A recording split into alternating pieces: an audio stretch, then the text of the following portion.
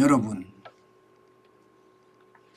정부마저도요 물가 위기를 지금 경고하고 있습니다. 어떻게 생각하면 물가는 지금 심각하다는 뜻이에요. 제가 어제까지만 하더라도 왜 정부가 물가에 대한 이야기를 안 하느냐. 물가를 경제의 최우선 정책으로 삼아서 잡아야 된다. 제가 이렇게까지 이야기를 했는데 그게 뭐 들린 건가요? 뭐 꼭 그렇지는 않겠지만 어쨌든 정부가 물가에 대한 경고를 하고요. 어떻게 잡겠다는 대책을 다음 주 중에는 발표를 한다고 하네요. 여러분, 어떻게 정부가 경고를 했는지 그 내용을 보면 말입니다. 방기성 기재부 1차관입니다. 5월 소비자 물가 상승률이 5%대가 될 거라는 전망도 나온다. 이렇게 이야기하면서 말입니다. 시장에 대한 어떤 우려감을 100%, 200% 표시했습니다. 글로벌 공급망에 대한 불안감도 그렇고요. 러시아가 우크라이나를 침공해서 전쟁 상태가 계속된다는 것도 그렇고요.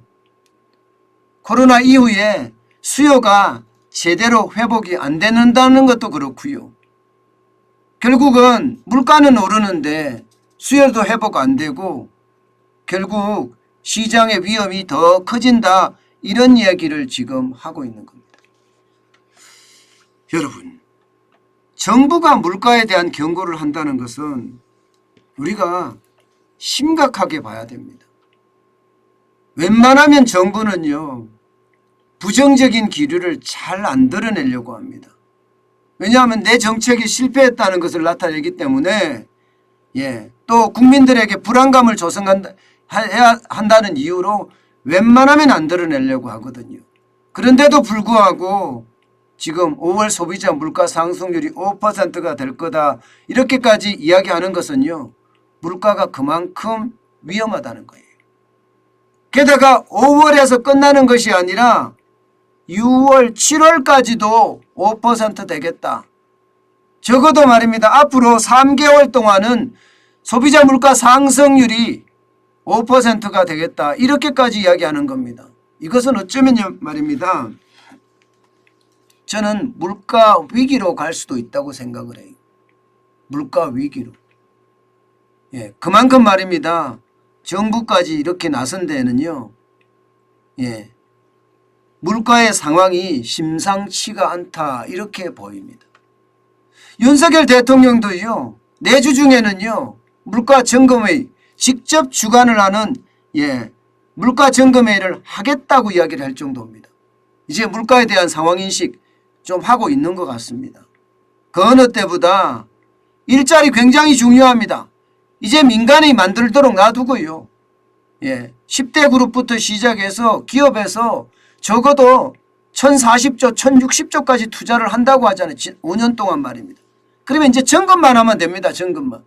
민간에서 일자리 만들게 만들어주고 그들이 실제로 하는지 안 하는지 또 신입사원 공채를 진짜 하는지 안 하는지 그걸 점검만 하면 되거든요. 이제 정부가 신경 써야 될 것은요. 물가입니다. 물가.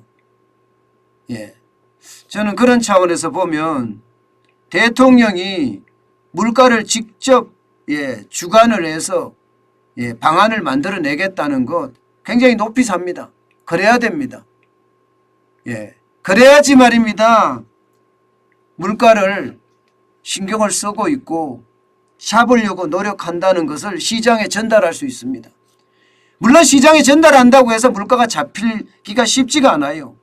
여러분도 알다시피 지금 물가는 외생 변수에 의해서 물가가 올라가기 때문에 내재 변수를 통제한다고 해서 이게 쉽지가 않습니다.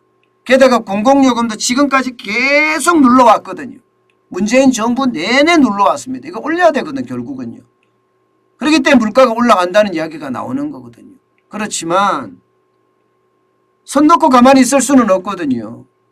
어떻게 하든 물가를 낮출 수 있는 방법들 공공요금은 올릴 수 있는 건 올려야 되지만 제가 기업의 비용을 줄여주는 것 이런 거 굉장히 중요하다고 했잖아요. 예. 그리고 지금 금리를 인상을 했으니까 재정도 예, 계속 풀어주는 것이 아니라 긴축으로 가야 되는 것, 이런 것까지 총체적으로 전방위적으로 점검을 한 다음에 차근차근 예, 이거 해 나가야 됩니다. 그래야만 정부가 물가를 잡을 수 있다는 예, 그런 믿음을 시장에 줄 수 있습니다. 저는 그 어느 것보다도요, 정부의 믿음이 굉장히 중요하다고 생각해요. 예, 그만큼 말입니다. 예, 정부의 어떤 이야기, 방기선 기재부 1차관이 이야기하는 것, 현실을 그대로 이야기해 주는 것 진짜 맞습니다. 이래야 됩니다.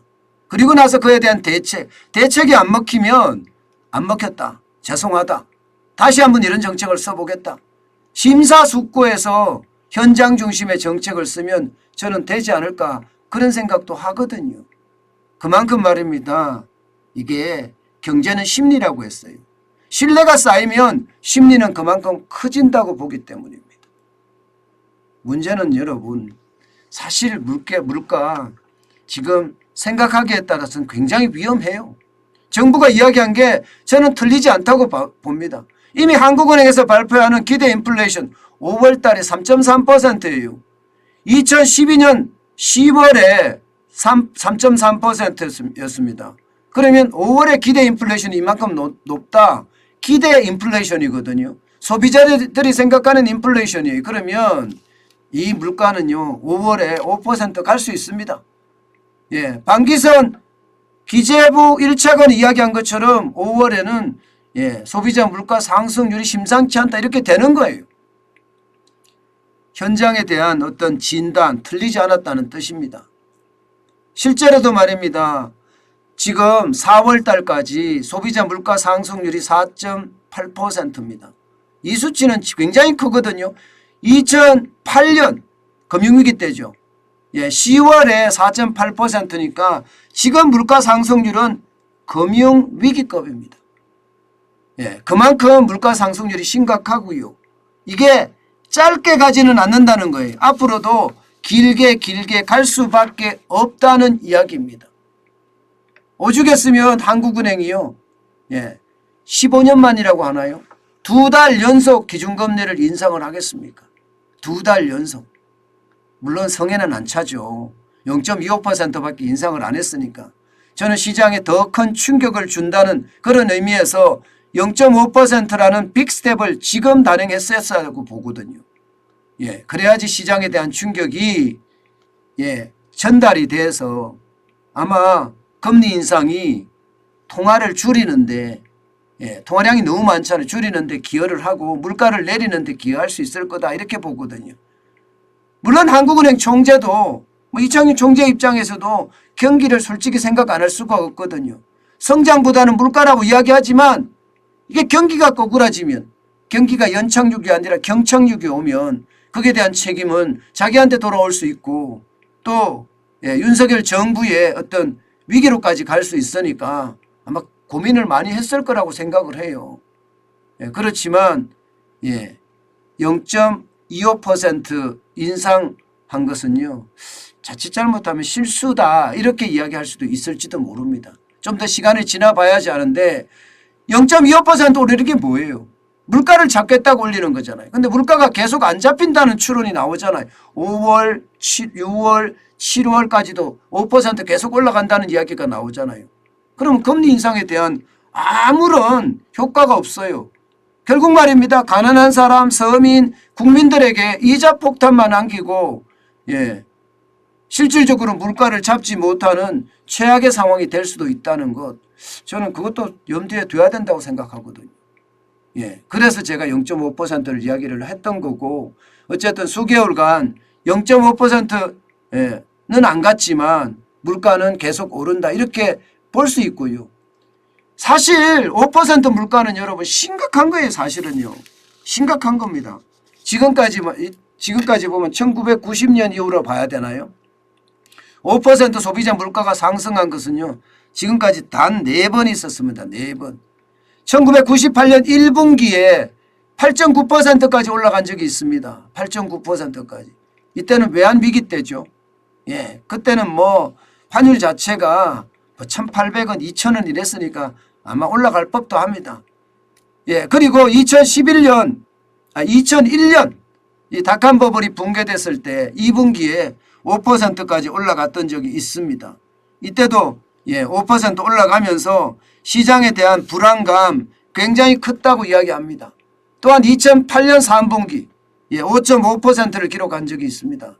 이때는 글로벌 금융위기 때입니다. 그리고 2011년 3분기 4.3%입니다. 이때는요, 남유럽의 재정위기 때입니다. 그게 유럽의 재정위기로까지 확대됐을 때인데, 이렇게 1990년 이후로 사실상 5% 이상 올라간 건 3번 뿐이고요. 2011년까지 하면 4%까지 하면 또 한 번 4번이라고 이야기하는데 4% 이상. 근데 지금 올라가고 있는 그 상황이니까 이것은 어찌 보면 시장에 대한 불안감이 점점 커진다고 이야기할 수가 있겠죠. 오죽했으면 정부가 물가에 대한 경고까지 내놨겠습니까? 오죽했으면. 정부마저 물가 위기를 경고했다는 것은 시장에 대한 충격이 그만큼 클 수 있다는 이야기입니다. 사실 정부가 이렇게 내놓으면요, 시장은요 아무래도 최악의 시나리오인 스태그플레이션에 대한 우려 충분히 가져갈 수 있거든요. 사실 한국은행이 발표한 걸 보면 올해 성장 2.7%고요. 물가는 4.5%까지 올라간다. 전형적인 스태그플레이션의 모양새거든요. 다행인 것은요, 재계가 뭐 1,000조 이상을 투자를 한다. 5년간 투자를 한다고 하니까 5년간이면 1년에 200조가량 평균이 된다고 봐야 되거든요. 1년에 200조가량 투자를 한다 그러면 성장률을 좀 더 끌어올리지 않겠느냐. 성장률을 끌어올리면 여러분, 금리를 올리면서 물가를 잡아갈 수 있는 연착륙의 방안도 나오지 않겠느냐. 그런 조심스러운 전망도 해봅니다. 그러나 누구 말만 따나 대기업들이 쇼를 했다 이러면 이것은 진짜 불가능한 거고요. 낙수효과가 있어야 되거든요. 많은 낙수효과가 있어서 일자리가 만들어지고, 일자리가 만들어지면 가계소득이 늘어납니다. 가계소득이 늘어나면요, 아무래도 소비가 더 빨라지고, 소비가 빨라지면 그에 따라서 제조업의 어떤 부진이 툭툭 털리면서 이제는 제조업의 활력으로까지 이어집니다. 그러면 성장도 올라가고, 그죠? 물가는 좀 낮춰지고 연착륙의 어떤 조짐도 있는 거죠. 저는 그런 생각까지 해봐요. 재계가 투자하겠다는 거, 실질적으로 투자를 하면 좀 좋아진다. 정부가 지금 경고하는 것은요, 굉장히 저는 위험하게 받아들입니다. 굉장히 위험하게 받아들이지만 어떤 재계와 정부, 친기업 이미지를 강조를 하면서 앞으로 몰고 가는 것 굉장히 전 중요하게 보고 있습니다. 어쨌든 물가 위기에 대한 것은 당분간 계속될 거다. 이런 생각입니다. 참 심각하죠.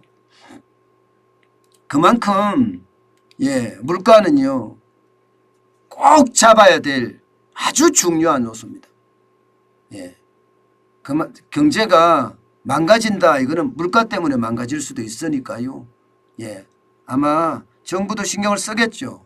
그러나 현장 중심에, 이게 이론 중심이 아니에요. 현장 중심에, 국민들의 삶 중심에 어떤 물가 정책이 나와야 된다. 저는 이렇게 해석하고 있습니다.